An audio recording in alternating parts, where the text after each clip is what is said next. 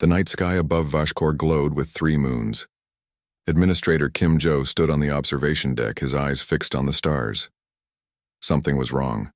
For weeks now, the security systems had picked up strange energy readings at the edge of the system, small blips that appeared and vanished before anyone could investigate.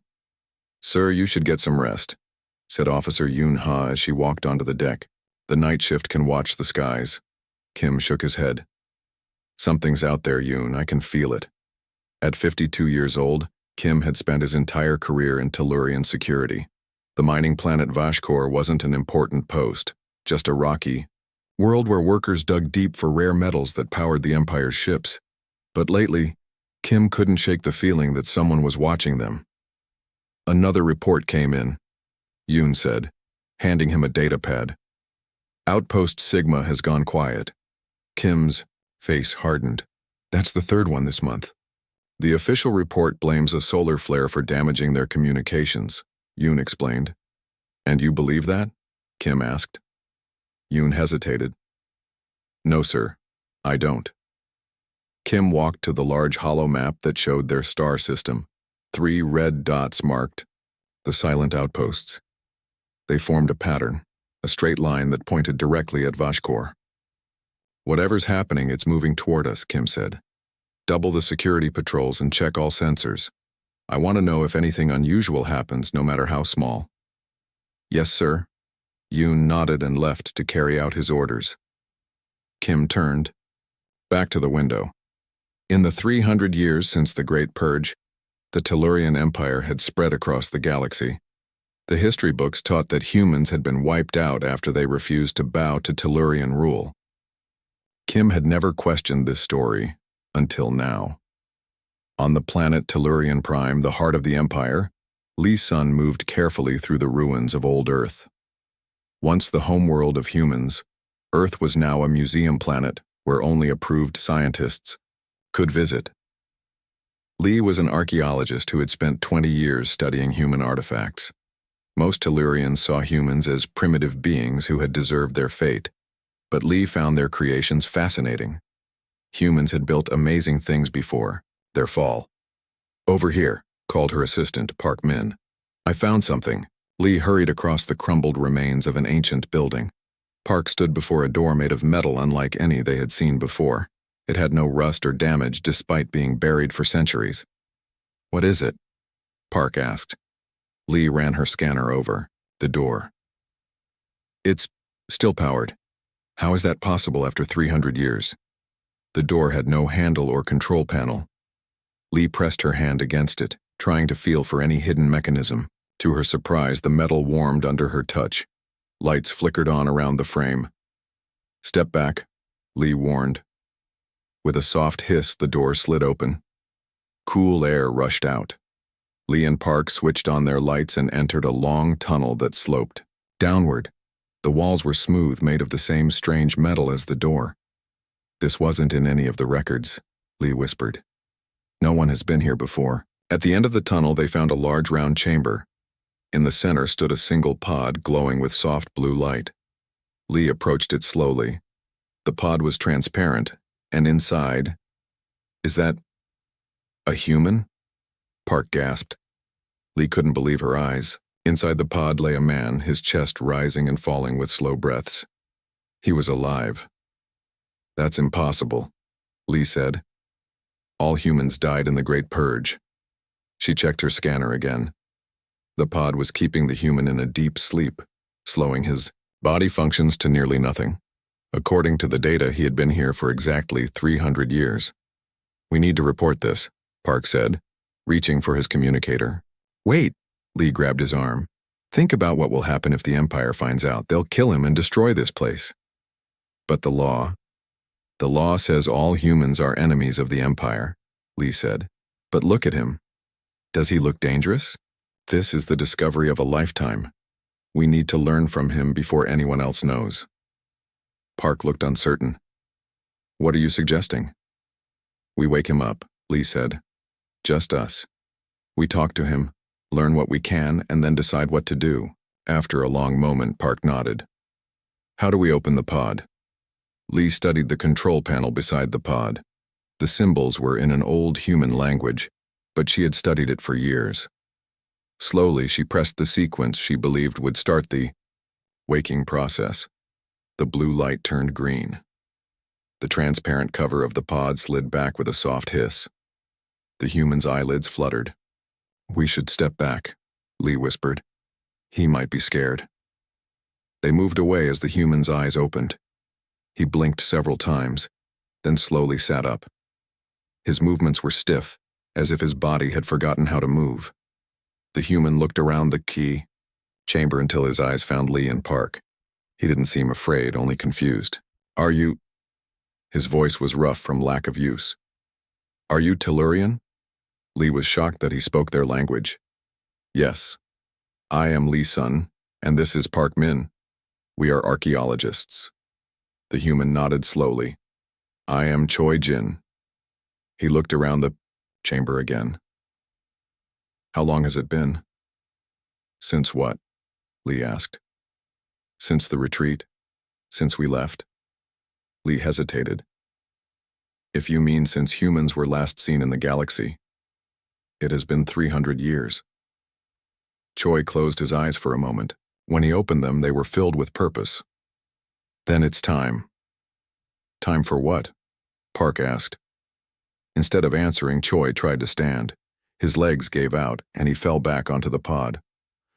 "I need food, water, and time to recover. Then I have much to tell you." Lee made a quick decision.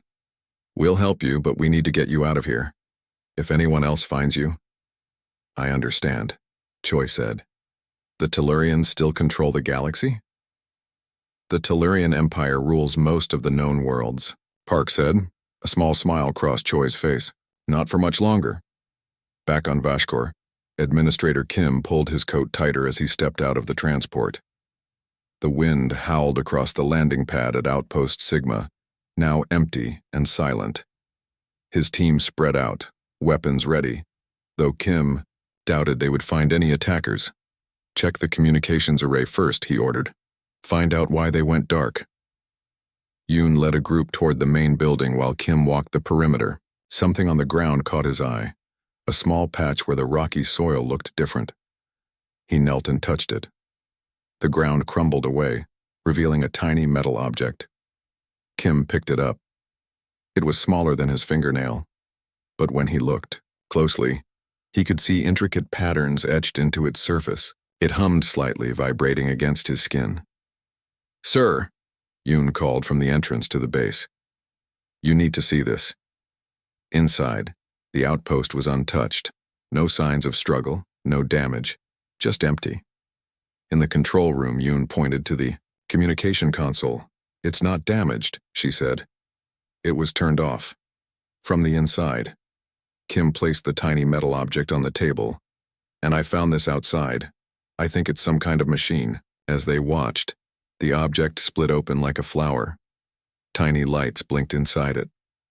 A holographic display appeared above it, showing a string of symbols Kim didn't recognize. "What language is that?" Yoon asked. Kim felt a chill run down his spine. Human. The ground beneath them trembled slightly like the beginning of an earthquake. Kim grabbed the edge of the table to steady himself. "What was that?" Yoon asked when the shaking stopped. Kim looked at the tiny machine, now closed again and silent. "I think it's a signal. Someone is waking up." As if in answer, the tremor came again, stronger this time. Far below the surface of Vashkor, something ancient was stirring. 3 days after finding Choi Jin, Lee Sun had turned her private research lab into a hiding place. The human was getting stronger each day. He ate the food she brought and walked around the lab, his movements becoming more steady. "You're taking a big risk," Choi said as Lee entered with new clothes for him. "Helping me could get you killed." Lee set down the clothes. "My whole life I've studied human artifacts. The official history never made sense to me. Why would such clever beings get wiped out so completely?" Choi smiled. "We didn't." He sat at the small table where Lee had placed a meal. As he ate, Lee watched him closely. Humans looked so much like Tellurians. 2 arms, 2 legs, 1 head. The main differences were their rounded ears and varied skin colors. Choi's skin was tan, his black hair now cut short by Lee. "Tell me what happened," Lee said. "The Great Purge? Our history says all humans were destroyed." Choi finished eating before he spoke. "We call it the Great Retreat, not the Purge. When the Tellurian Empire began attacking human worlds, we knew we couldn't win a direct war. Your ships were faster, your weapons stronger. So you ran?" "We made a plan," Choi corrected. "The Omega Protocol. We gathered our best ships, our brightest minds, and the seeds of our civilization. Then we fled beyond the galactic rim." Lee's eyes widened. "Beyond the rim?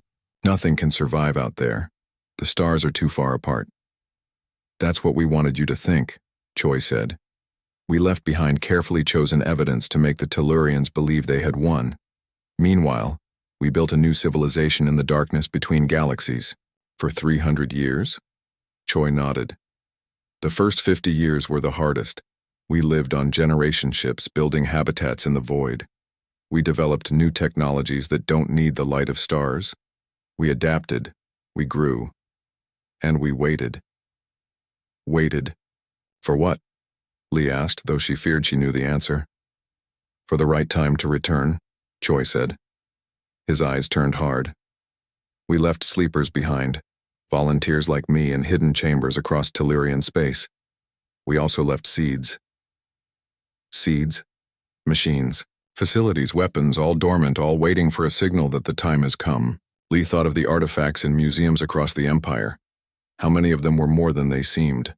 How many were waiting to wake up? "The signal has been sent," Choi said. "The awakening protocol has begun." On Vashkor, Administrator Kim Jo stared at the tiny machine they had found at Outpost Sigma.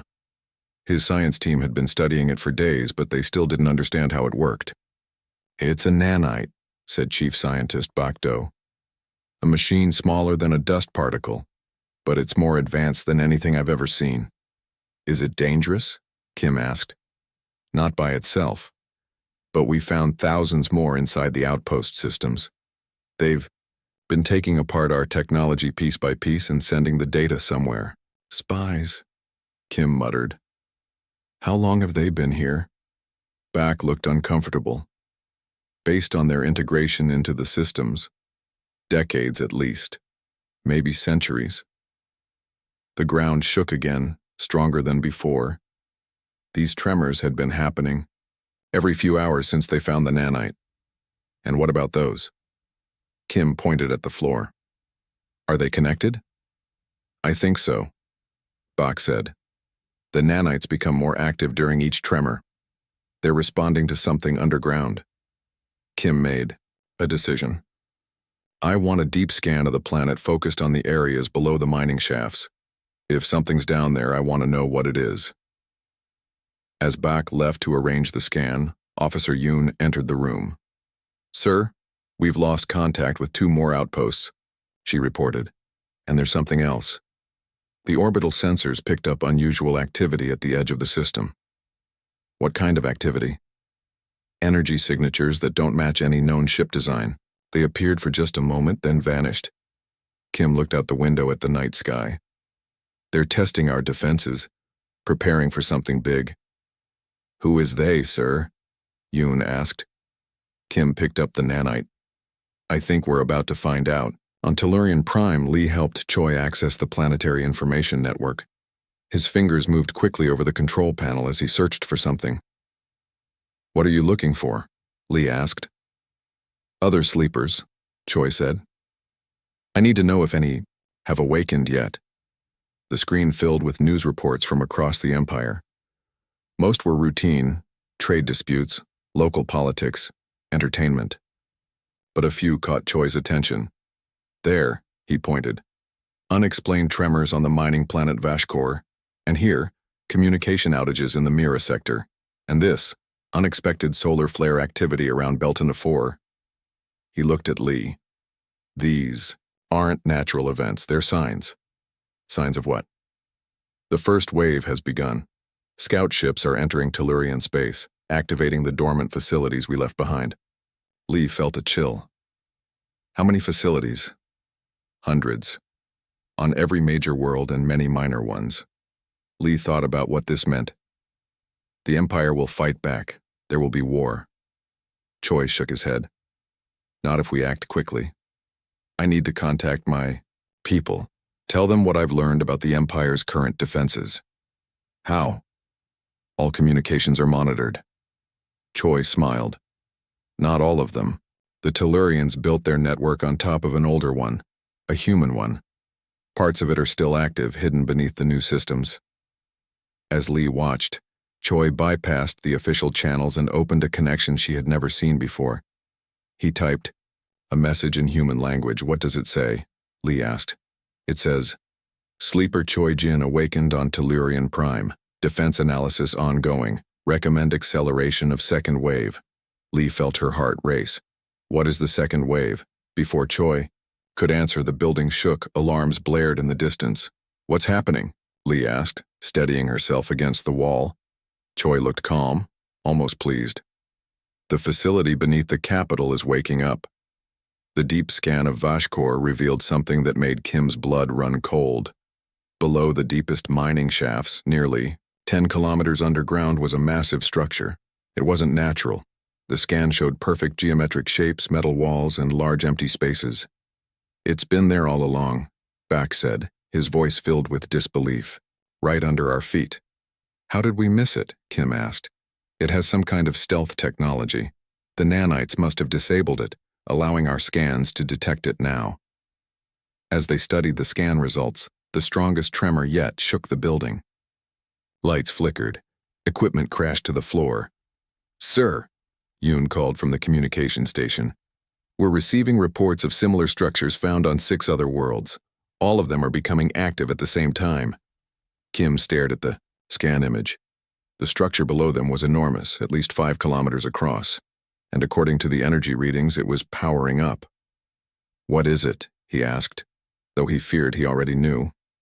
I think, Bak said slowly, it's a human military base. On the screen, new details appeared as the facility came fully online. Massive doors were opening deep underground. Power systems were activating. And in the largest chamber, rows of objects were registering on the scan. Are those... Kim couldn't finish the question. Bak nodded. Ships, weapons, an army that's been waiting for centuries. Kim looked out the window again. The night sky was clear, stars shining brightly. But somewhere out there, beyond the rim of the galaxy, humanity had been building its strength, and now they were coming back. Send a message to the Imperial Command, Kim ordered. Tell them the humans aren't extinct. They're returning, and they've been planning this moment for 300 years. As if in answer, the ground beneath Vashkor trembled once more, not in fear but in anticipation. The tremors on Vashkor had grown strong enough to damage buildings. Administrator Kim Jo led a team of 20 security officers and scientists toward the entrance they had found, a massive tunnel that sloped down into the earth. It had appeared yesterday when a section of rock simply slid away, revealing the passage beneath. Stay alert, Kim told his team. We don't know what's waiting for us down there. Officer Yoon Ha checked her weapon. The scan shows no life signs, sir. If there are humans down there, they're either in hibernation or the facility is shielded from our scans, Kim finished. Either way, we need to see it with our own eyes. The tunnel was wide enough for 10 people to walk side by side. The walls were smooth metal that glowed with soft blue light.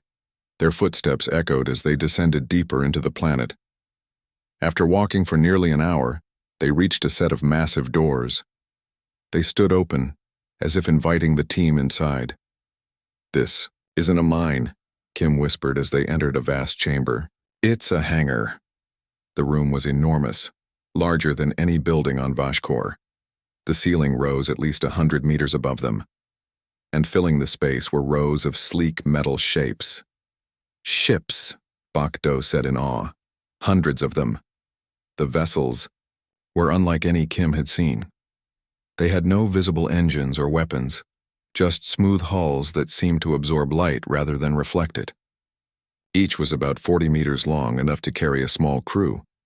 Their fighters, said military advisor Jun Tae, who had joined the expedition, part of a strike force. Kim pointed to the largest object in the center of the hangar. And what's that? It looked like a control center, a raised platform surrounded by screens and panels. As they approached, the screens lit up.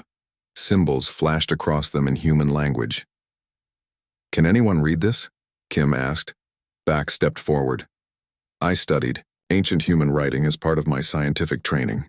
It says an awakening sequence 87% complete. Fleet status standby awaiting final authorization.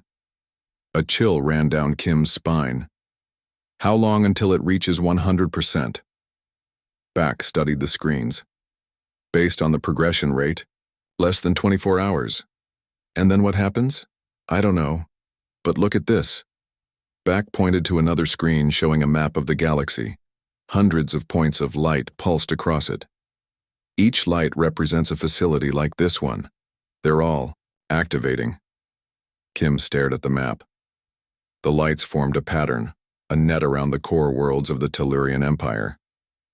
We need to report this immediately, Kim said. The Empire needs to know what's coming. As he spoke, the facility trembled again. More lights came on. Machinery hummed to life around them. Sir, Yoon called from one side of the hangar, you need to see this.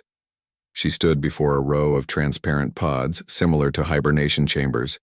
Inside each one was a human, sleeping peacefully. The crew, Kim realized. They've been here all along waiting to wake up.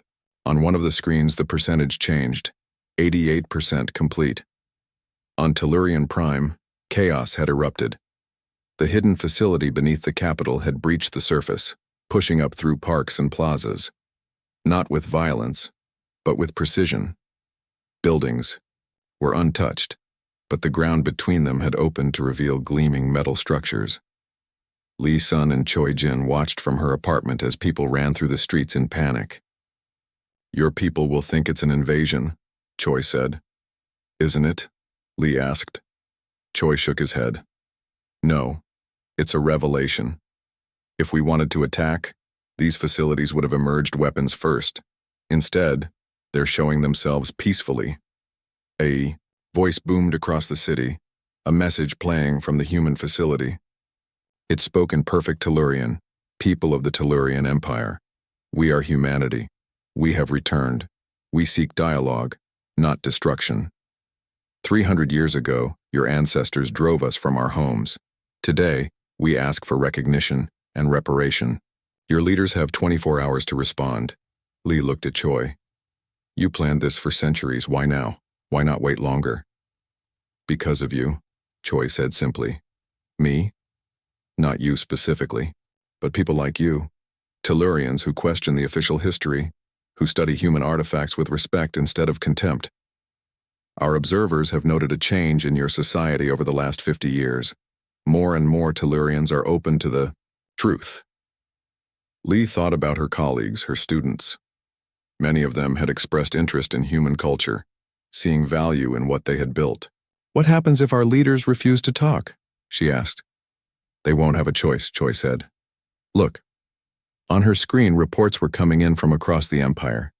The human facilities had emerged on every major world simultaneously. On some planets, they had appeared in the middle of oceans. On others, they rose from empty deserts or dense forests, all of them broadcasting the same message. The Imperial Palace is calling for calm, Lee noted, reading the official statements. They're saying it's a terrorist action, not a real threat. They're wrong, Choi said. The second wave has already begun. In the space between stars, at the very edge of Tellurian space, sensors detected the impossible.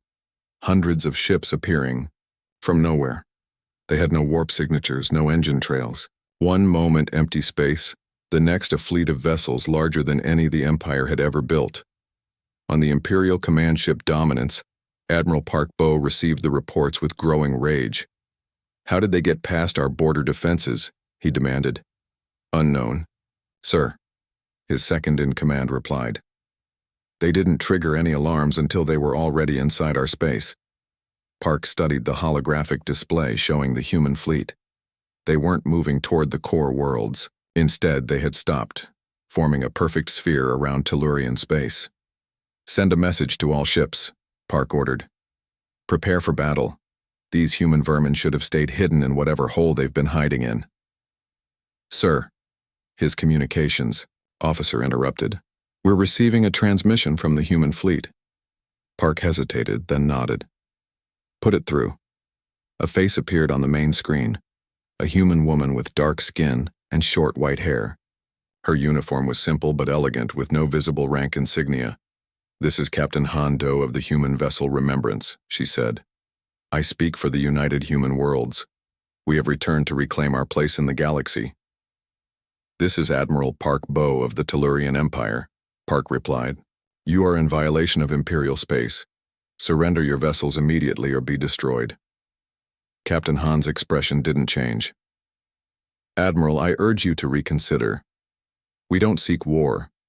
We have the power to take back everything your ancestors stole from us, but we prefer peaceful resolution." "You have no power here," Park sneered. "Your species was defeated once, we'll do it again." Han sighed. "As a show of good faith, I'll share something with you." She touched a control and the screen split to show a map of the galaxy. It matched the one Kim had found in the facility on Vashkor, but with more detail. The lights representing human bases now numbered in the thousands. "We've been preparing for this moment for 300 years, Admiral," Han said. "Every world your people colonized after driving us out has a dormant human facility beneath it.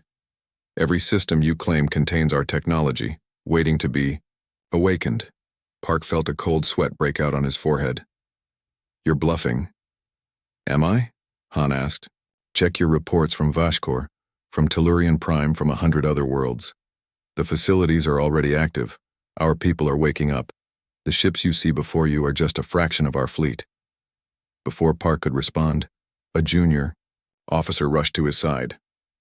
"Sir, urgent message from the Emperor. All military actions are to cease immediately. He's calling for dialogue with the human representatives." Park's face twisted with anger. "The Emperor is a coward. These humans are nothing but animals who need to be put down." "Those are direct orders, sir," the officer insisted. As Park hesitated, Captain Han spoke again. "The homeworld trembles, Admiral. Not from fear of us, but from the weight of truth. History is being rewritten today. You can be part of that new history, or you can be left behind by it.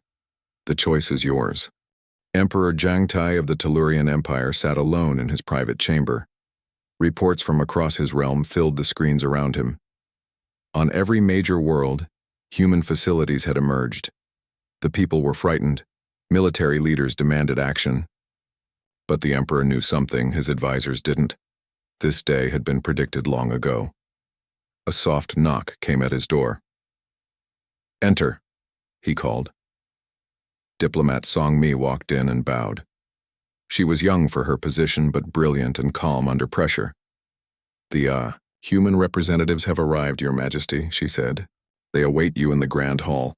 Jiang nodded. "What do you make of them, Song?" "They are not what I expected," she admitted. "They speak our language perfectly. They understand our customs. It's as if they've been studying us for centuries." "They have been," Jiang said. He stood and straightened his formal robes. "My grandfather told me this day would come. The humans never left entirely. They watched and waited." Song looked surprised. "You knew?" "I suspected. There have always been inconsistencies in our history, stories that didn't quite make sense, but I never imagined it would happen in my lifetime." The Emperor walked toward the door.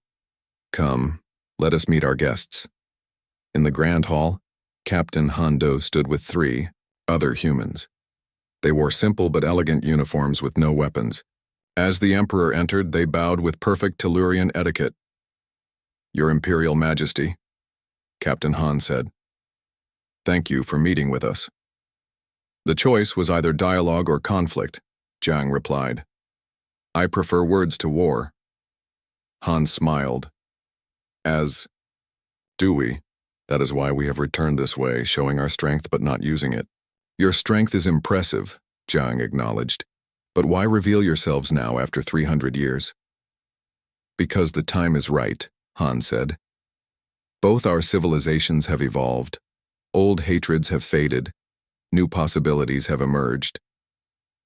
Before the Emperor could respond, the doors burst open. Admiral Park Bo stormed in with a squad of armed guards. "Forgive me, Your Majesty," Park said, not sounding sorry at all.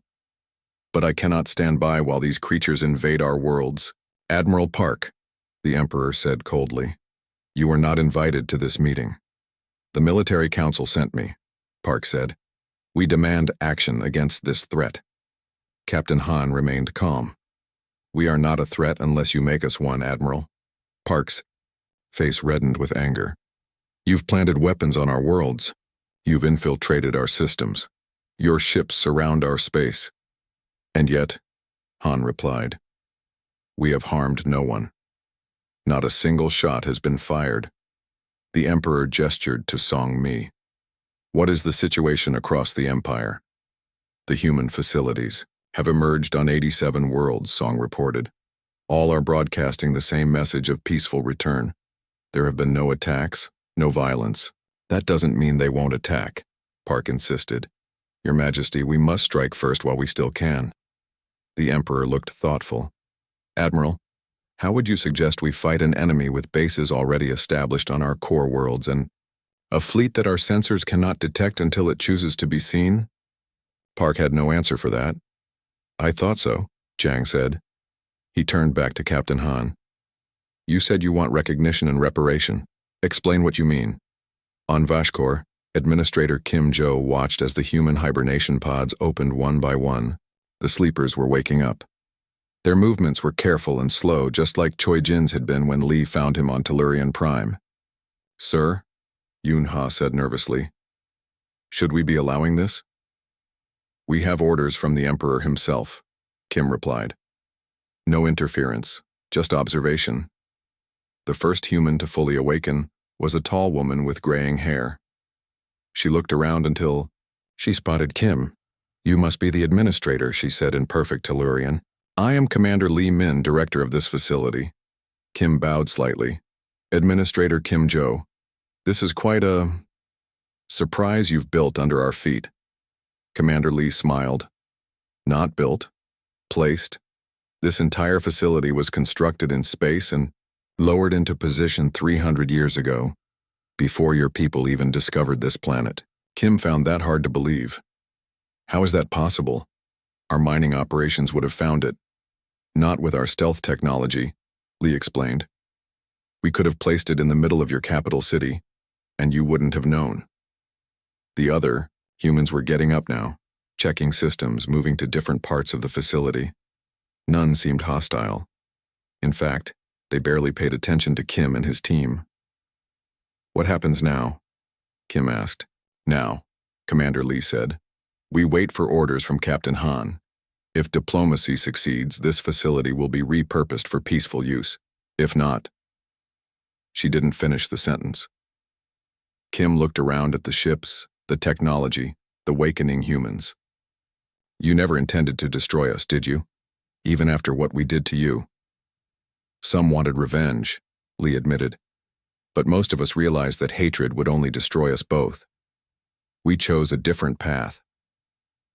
On Tellurian Prime, Lee Sun and Choi Jin watched the live broadcast of the meeting between Emperor Zhang and Captain Han. Every screen across the Empire showed the same images. It was the most watched event in Tellurian history. "Your captain is handling this well," Lee told Choi. "Han is one of our best diplomats," Choi replied. "She understands that this moment will shape the next 1,000 years of both our peoples." On the screen, Captain Han was explaining the human terms. "We ask for formal acknowledgement of the historical injustice done to humanity. We ask for the return of our original homeworld, Earth, and 12 other core worlds that were ours before the conflict. We ask for reparations in the form of technology exchange and cultural restoration." "And in return?" the Emperor asked. "In return, we offer peace. We offer our own advanced technology, much of which you've already seen in our facilities and ships. We offer trade routes to the systems we've built beyond the galactic rim. and we offer alliance against threats that neither of us can face alone." Admiral Park scoffed loudly. "What threats? The Tellurian Empire has no equals. The universe is larger than you know, Admiral," Han said. "In our time beyond the Rim, we encountered other civilizations, some friendly, some not. The galaxy is filling with new powers. Old empires are stirring at its edges." The Emperor leaned forward. "You've met other advanced species?" "3 major powers and dozens of minor ones," Han confirmed. "Some are already aware of the Tellurian Empire. Some are watching to see how our return unfolds." This clearly disturbed the Emperor.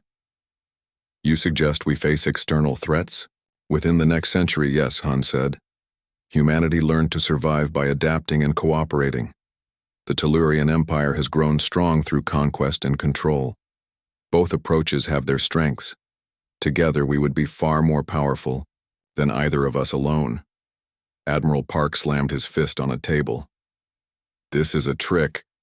They invent invisible enemies to make us drop our guard." "Admiral," the Emperor snapped, "you forget yourself." Park's face darkened. "No, Your Majesty, you forget your duty to the Empire." He turned to his guards. "Arrest the human delegates. The military council is assuming emergency control until the Emperor remembers his courage." The guards looked uncertain, caught between Park's orders and the Emperor's authority. Captain Han remained completely calm. "I wouldn't recommend that. Course of action, Admiral." "Your threats mean nothing here," Park snarled. Han sighed. "It's not a threat, it's advice." She touched a small device on her wrist. "Now observe." Throughout the palace, the lights flickered. On every screen across the Empire, the same thing happened. For just 3 seconds, all power systems went dark. When they came back on, nothing seemed changed. "What was that supposed to prove?" Park demanded. "For the past 300 years, Han explained, human technology has been integrated into every system in your empire. Your power grids, your defense networks, your communication arrays. We just demonstrated that we could shut them all down with a single command." The room fell silent. "But we didn't," Han continued. "We could have kept them off. We could have turned your weapons against you. We could have done 1,000 harmful things. Instead, we chose to talk." The Emperor looked at Admiral Park. "Lower your weapons, Admiral. That's an order." This time, the guards obeyed without hesitation. 1 month after the humans revealed themselves, the galaxy had changed forever. The Grand Plaza on Tellurian Prime was filled with people, both Tellurian and human. They gathered to witness the signing of the new accord, a historic agreement between the Tellurian Empire and the United Human Worlds. Administrator Kim Jo stood among the dignitaries, still amazed at how quickly things had transformed. Beside him was Commander Lee Min from the Vashkor facility, now his partner in the joint administration of the planet. "Your people adapted faster than I expected," Commander Lee said. Kim nodded. Most Tellurians were ready for change. Only the old military leaders like Admiral Park resisted. Park had been removed from command after his failed attempt to arrest the human delegates. He now faced trial for treason against the Empire. But such conflicts were rare. Across most worlds, humans and Tellurians were beginning to work together, with surprising ease. "The truth is," Kim admitted, "many of us questioned the official history about humans. It never made sense that an entire species could be wiped out so completely." On the main stage, Emperor Jiang Tai and Captain Han Do appeared together. The crowd fell silent. This was the moment everyone had been waiting for. "People of the galaxy," the Emperor began, his voice carried across the plaza and broadcast to every world in both empires. "Today we correct a 300-year-old mistake. Today we acknowledge that the Tellurian Empire committed great wrongs against humanity.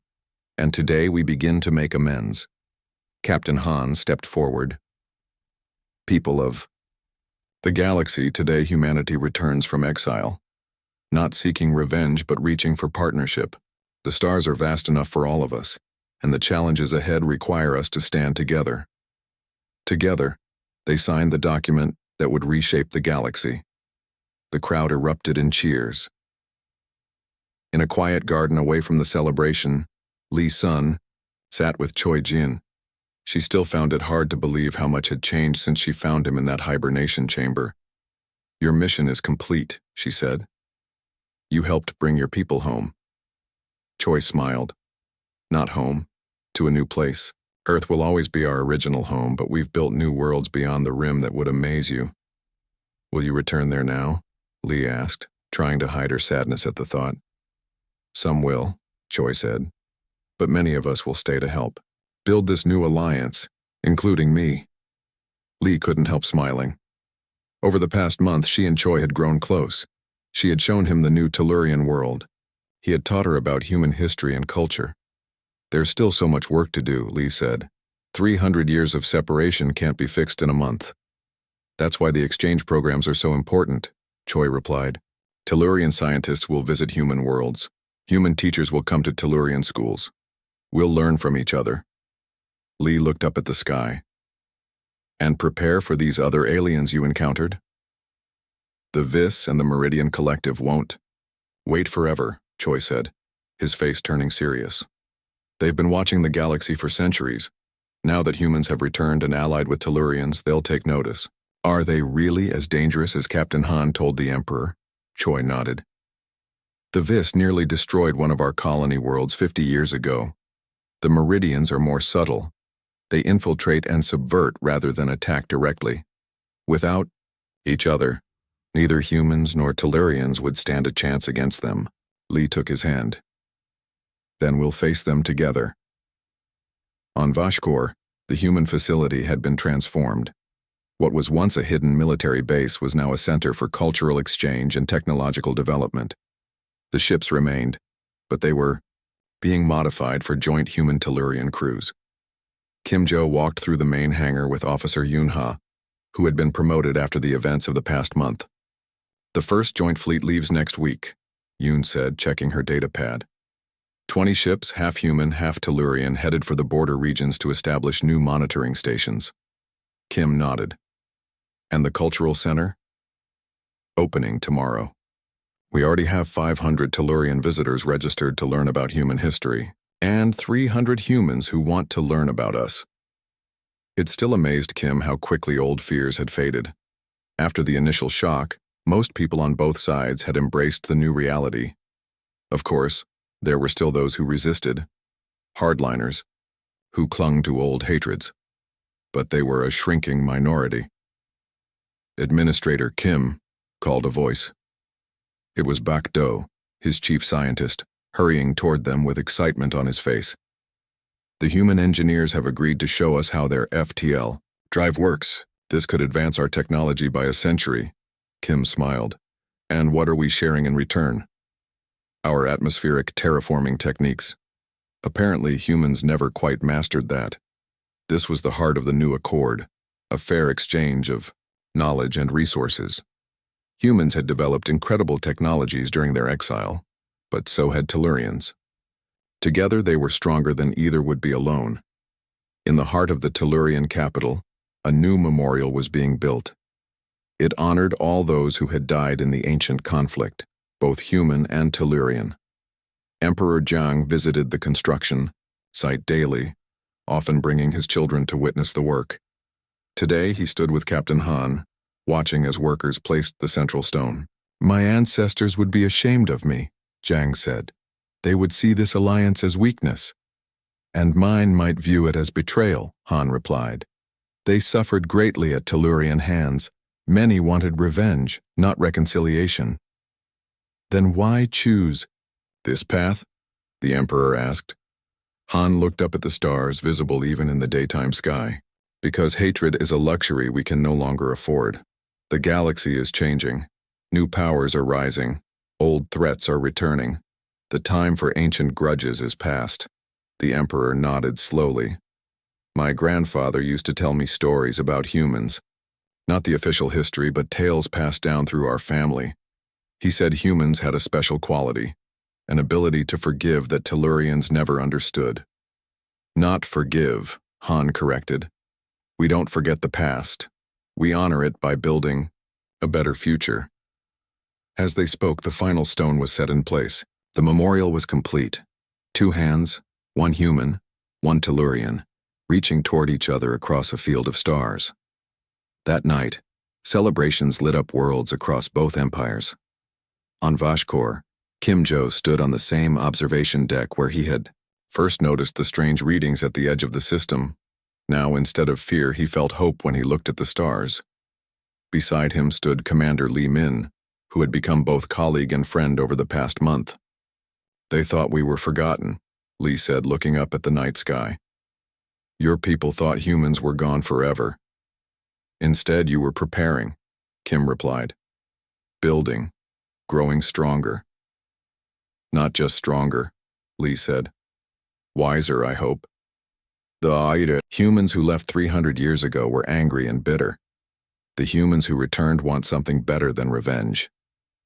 In the distance, they could see the lights of the celebration, humans and Tellurians together, learning each other's songs and dances, sharing food and stories.